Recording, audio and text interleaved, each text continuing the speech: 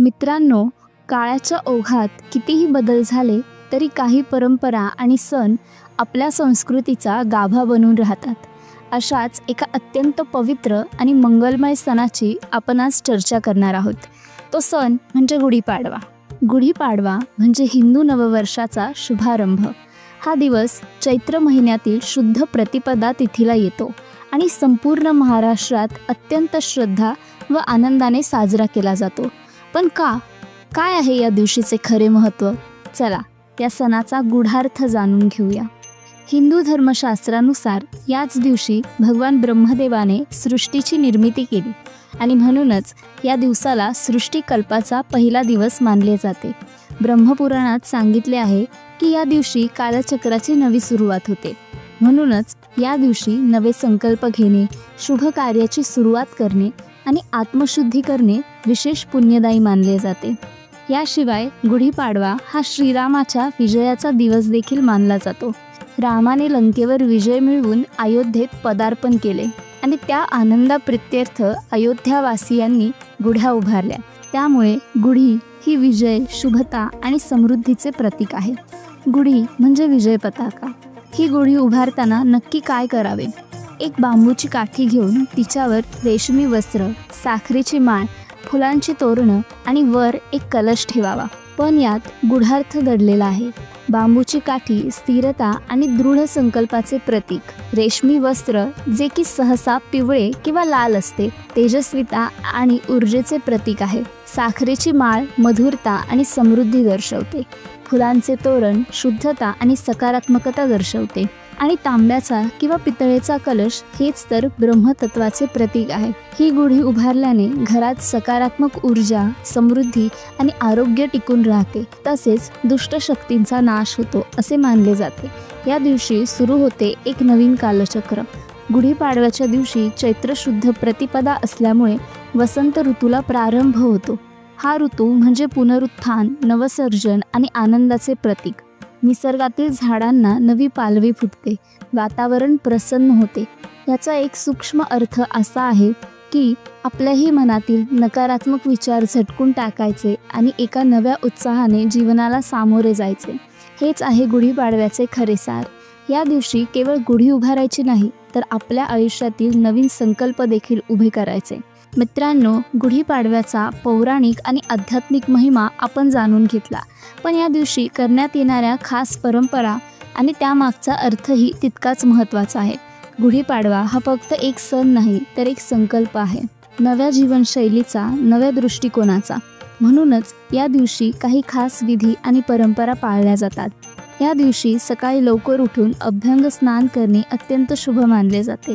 अभ्यंग स्नान म्हणजे तिळाच्या किंवा सुगंधी तेलाने मालिश करून गरम पाण्याने स्नान करणे. यामुळे केवळ शरीर शुद्ध होत नाही तर मनही प्रसन्न होते.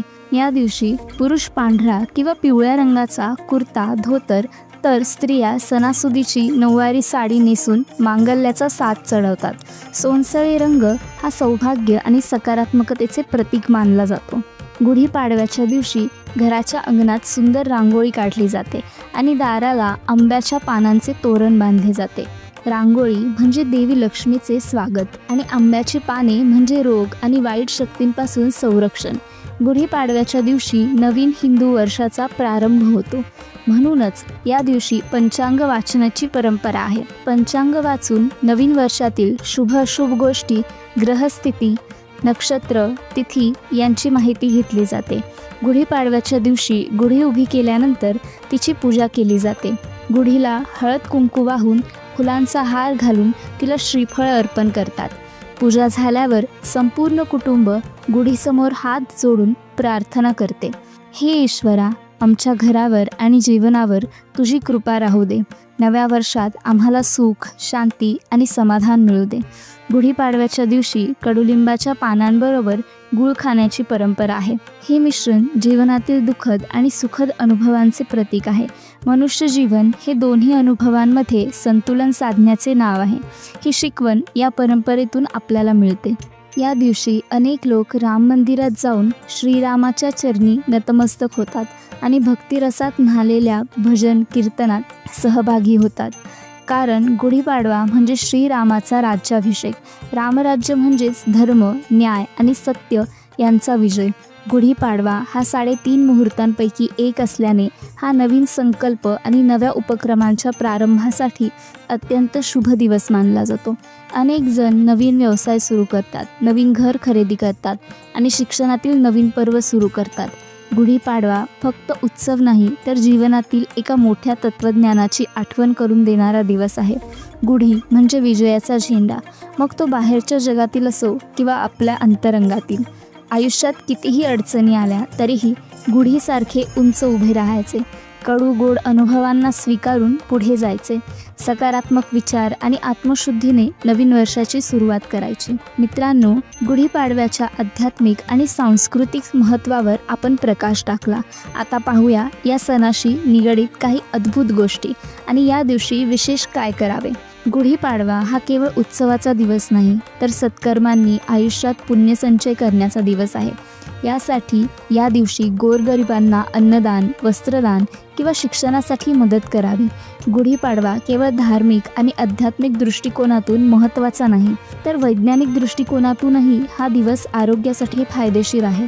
या दिवशी सेवन केले जाणारे कडुलिंब आणि गूळ हे शरीरातील दोष दूर करतात आणि रोगप्रतिकारशक्ती वाढवतात. योग साधना आणि ध्यानधारणा सुरू करण्यासाठी हा दिवस आदर्श आहे. गुढीपाडवा केवळ धार्मिक सण नसून भारतीय इतिहासातही त्याला मोठे स्थान आहे.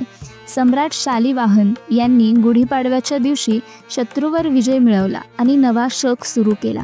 छत्रपती शिवाजी महाराजांनी विजयाची गुढी उभारून हिंदवी स्वराज्य स्थापना केली.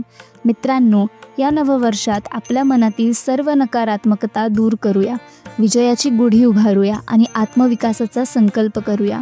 अशा या मंगलदिनी आपणा सर्वांना गुढीपाडव्याच्या मंगलमय शुभेच्छा.